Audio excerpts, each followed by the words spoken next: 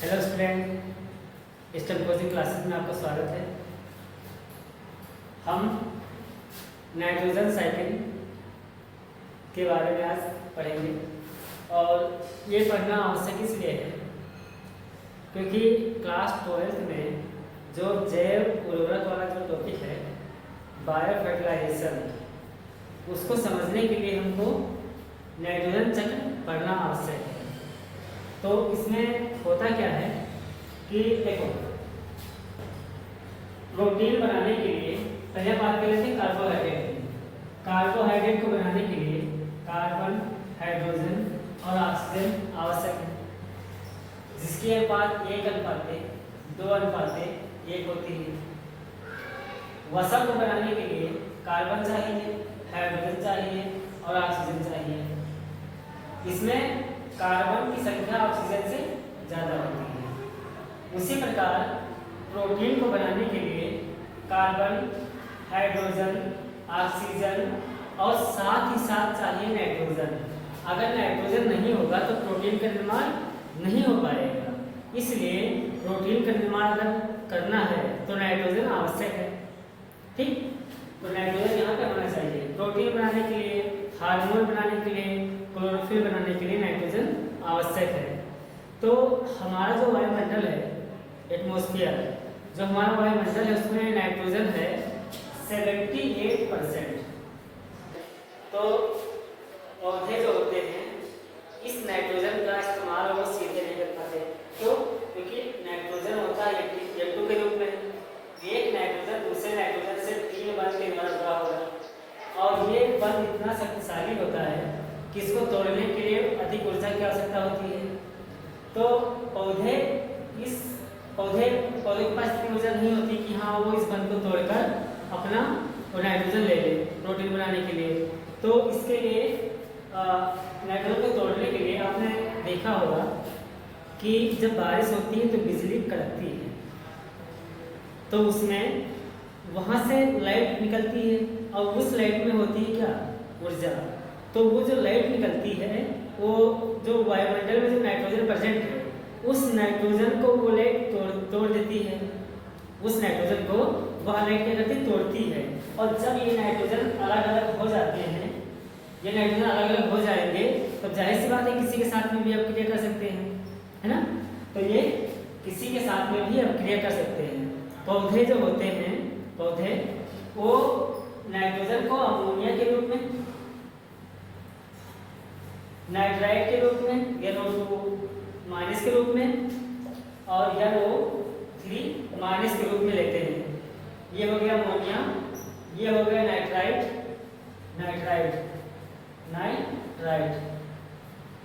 और ये हो गया नाइट्रेट। इसके रूप में लेते हैं नाइट्रोजन को।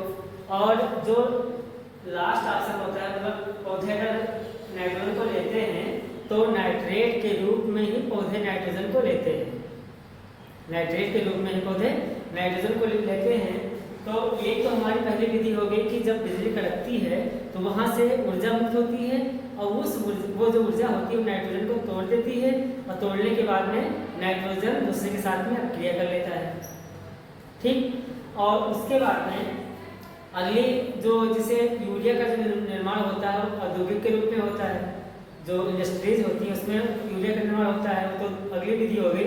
लेकिन कुछ सूक्ष्म जीव होते हैं जो नाइट्रोजन का करते हैं फिक्स, नाइट्रोजन को करते हैं फिक्स और प्रोटीन बनाने के लिए नाइट्रोजन को पौधे को देते हैं। और पौधे हमेशा, ध्यान रखना, पौधे हमेशा नाइट्रोजन को नाइट्रेट के रूप में लेंगे। पौधे हमेशा नाइट्रोजन को नाइट्रेट के रूप में लेंगे, ये हमेशा ध्यान रखना है। ठीक है, अब हम आगे बात कर लेते हैं। इसमें हम पढ़ेंगे अमोनिफिकेशन, अमोनीकरण। ये पढ़ेंगे हम अमोनीकरण। इसमें क्या होता है कि नाइट्रोजन अमोनिया में परिवर्तित होता है। नाइट्रोजन तो होता है वो किसमें परिवर्तित होगा? अमोनिया में। यानी जो नाइट्रोजन होगा ये परिवर्तित होगा अमोनिया में NH3। और इसको परिवर्तित होने के लिए जो सूक्ष्म स्थिति जो आवश्यक होता है वह होता है एज़ोटोबैक्टर।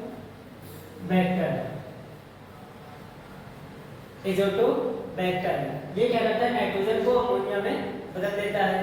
उसके बाद में ये तो हो गई हमारी पहली अमोनीकरण यानी अमोनिफिकेशन। इसी को हम बोलते हैं नाइट्रोजन स्थिरीकरण। मतलब मिट्टी में नाइट्रोजन को स्थिर करना, ये हो गई हमारी पहली प्रक्रिया जो एज़ोटोबैक्टर करता है। ठीक, दूसरी प्रक्रिया जो होती है नाइट्रीकरण।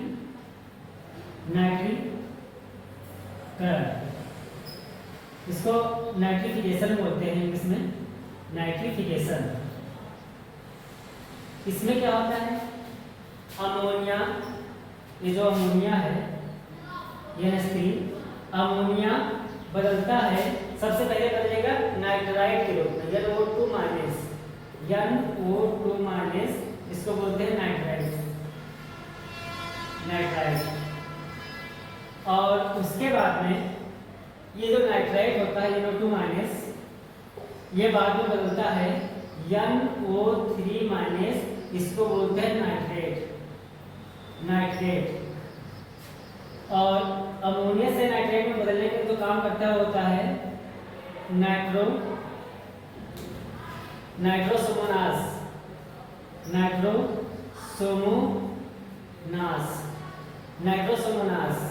और नाइट्राइट से जो नाइट्रेट में बदलता होता है नाइट्रोबैक्टर। ये नाइट्रोबैक्टर क्या करेगा, नाइट्राइट को नाइट्रेट में परिवर्तित करेगा। और जो पौधे की जो जड़ें होंगी, पौधे की जड़ें नाइट्रोजन को नाइट्रेट के रूप में ले लेती है। उसके बाद में इसमें एक क्रिया और होती है, ठीक, उसको बोलते हैं हम अनाइट्रीकरण यानी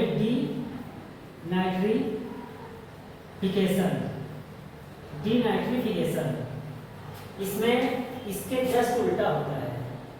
यहाँ पे नाइट्रेट का निर्माण होने के उपरांत, जैसे कहीं पर कुछ लोग अच्छे होते हैं और कुछ लोग बुरे भी होते हैं, तो यहाँ नाइट्रेट का निर्माण हो रहा है, लेकिन इसको मिटाने के लिए मतलब इसको खत्म करने के लिए ये आ जाते हैं भाई साहब, तो मतलब इसमें नाइट्रीकरण आ जाता है। तो इसमें क्या होता है कि ये जो नाइट्रेट जो होता है, नाइट्रेट फिर से नाइट्रोजन में परिवर्तित हो जाता है। यानी इतना मेहनत किए और फिर उसी में आते, इससे कोई फायदा है, तो ये नुकसान होता है। तो इसमें जो डीनाइट्रिफिकेशन होता है, तो इसमें जो नाइट्रेट होता है, नाइट्रेट को फिर से नाइट्रोजन में बदल दिया जाता है। और इसको बदलने में जो भूमिका निभाता है वह होता है स्यूडोमोनास।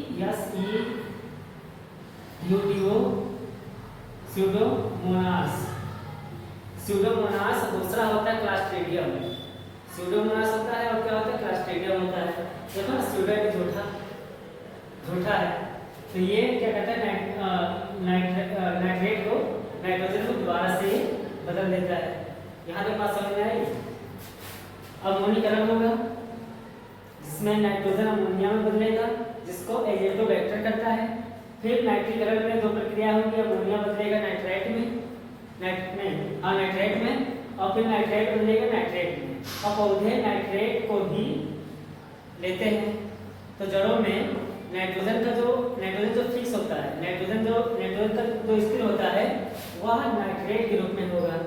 आप देखो यहाँ पे एग्जामिनर नीट वाला एक सवाल पूछता है कि आप बताओ कि पौधे जो होते हैं वो नाइट्रोजन को किस रूप में इस्तेमाल करते हैं। जैसे पौधे जो होते हैं नाइट्रोजन को किस रूप में इस्तेमाल करते हैं, प्रोटीन, हार्मोन और क्लोरोफिल इत्यादि बनाने के लिए। तो उसमें तुम गलती क्या करोगे, ये लगाओगे वहाँ पे ऑप्शन नाइट्रेट। लेकिन आपको हम बता दें कि जो पौधे होते हैं वह प्रोटीन को बनाने के लिए अमोनिया का इस्तेमाल करते हैं। कैसे? देखो, जड़ों में नाइट्रेट पहुंच गया, जड़ों में ये जड़ में नाइट्रेट पहुंच गया, फिर ये जड़ हो गया, ये जड़ हो गया। जड़ में क्या किया, कुछ सूक्ष्म जीवों ने नाइट्रोजन को नाइट्रेट में बदल दिया। अब यहाँ पे पहुंच गया नाइट्रेट। अब जब ये ऊपर जाएगा पत्तियों में, जब ये पत्तियों में जाएगा तो पत्तियों में नाइट्रेट फिर से परिवर्तित होगा अमोनिया में, और फिर अमोनिया से निर्माण होगा प्रोटीन का। तो क्या आवश्यकता थी? देखो, यहाँ पे पहले हमने अमोनिया का निर्माण किया, फिर नाइट्रेट का और फिर नाइट्रेट का। तो ये प्रक्रिया क्यों आवश्यक थी? हम शुरू में हमने अमोनिया बना लिया था, शुरू में हमने अमोनिया बना लिया था, तो हमको नाइट्राइट बनाने की आवश्यकता ही क्या थी?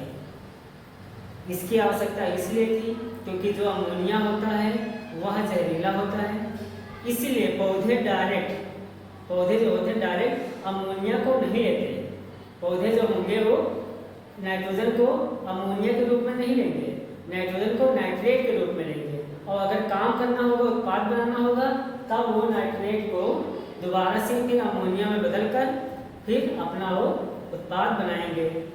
तो कुल मिला के ये समझना है कि पौधे नाइट्रेट के रूप में लेते हैं नाइट्रोजन को और प्रयोग करते हैं अमोनिया के रूप में।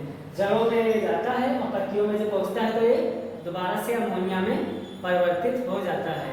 इतनी बात क्लियर हुई? अगर कोई डाउट होगा तो कमेंट सेक्शन में कमेंट लिख देना, हम डाउट क्लियर कर देंगे। और ये हमारा पहला वीडियो है, तो आप कहीं ना कहीं आप हमारा सपोर्ट करिए, और हम आपको यकीन दिलाते हैं कि हम जितनी मेहनत करना पड़े उससे ज़्यादा मेहनत करेंगे और अच्छा से अच्छा मटेरियल ला के आपको देंगे। और आप कृपया करके चैनल को सब्सक्राइब कर लीजिए और दूसरों से करवा भी लीजिए, ठीक है? हाँ, एक बात और, जैसे हम लोगों का शरीर जो है प्रोटीन उसमें है कि नहीं? प्रोटीन है। जब कोई भी जानवर जो होता है, जानवर या पेड़ पौधे जो होते हैं उसमें प्रोटीन होता है। जब वो खत्म हो जाएगा, जब मृत्यु हो जाएगी, तो क्या होगा कि जमीन में वो दब जाएगा। और जमीन यानी मिट्टी में कुछ कवक होते हैं और जीवाणु होते हैं। कवक और जीवाणु क्या करते हैं, उसका करेंगे अपघटन। आपने देखा होगा कि कोई भी जानवर अगर सड़क के किनारे अगर मरा हुआ पड़ा है, कुछ समय के बाद धीरे धीरे वो खत्म हो जाता है। क्यों? क्योंकि ये जो कवक और जीवाणु हैं, ये धीरे धीरे उसको नष्ट कर देते हैं। तो वो जो जानवर या जो पौधा था वो बना हुआ था प्रोटीन का। जब वो दोबारा से फिर जब उसका गठन हुआ तो फिर से वो अमीनो अम्ल में टूटेगा, और फिर अमीनो अम्ल में टूटने के बाद में फिर से वो नाइट्रोजन में टूट करके फिर से नाइट्रोजन क्या होगा, वायुमंडल में दोबारा वापस चला जाएगा। देखो, ये पूरा नाइट्रोजन का चक्र हुआ कि नहीं हुआ? देखो, एक बार हम समझा दे रहे हैं तुमको। देखो, शुरू में नाइट्रोजन नाइट्रेट के रूप में बदला, पौधे ने नाइट्रेट को अमोनिया में बदलकर इसका प्रयोग किया, फिर इससे बन गया अमीनो अम्ल, जो प्रोटीन की जो इकाई है अमीनो अम्ल। और यह अमीनो अम्ल शरीर में स्टोर होगी। जब उस जीव की जब मृत्यु होगी तो मृत्यु होने के उपरांत फिर से जो प्रोटीन होगा वो अमीनो अम्ल में बदलेगा, और फिर अमीनो अम्ल से किस में आएगा, अमोनिया में, और फिर नाइट्रेट में, और फिर लास्ट में नाइट्रोजन में। तो ये पूरा चक्र कंप्लीट हुआ कि नहीं हुआ? तो जैसे नाइट्रोजन जो फिक्स हुआ था, दोबारा से वायुमंडल में नाइट्रोजन वहां पहुंच गया था। तो ये जो प्रक्रिया है ये हमेशा चलती रहती है। हम लोग अगर ये सोचें कि आई एम द बेस्ट, हम महान हैं, तो आपको हम बता दें कि हम लोग एक छोटे से कण के बराबर हैं। जब ऊपर से भगवान जब देखता होगा तो सोचता होगा कि ये कैसा अहंकार, ये मानो कैसा अहंकार कर रहे हैं। ये एक छोटे से कण के बराबर भी नहीं। अगर हवा मतलब अगर थोड़े उसको फूंक दिया जाए, अगर हम फूंक दें तो मानो क्या करेगा, उड़ जाएगा। लेकिन हम लोग कितने बलशाली हैं, क्या कर रहे हैं? Thank you for watching.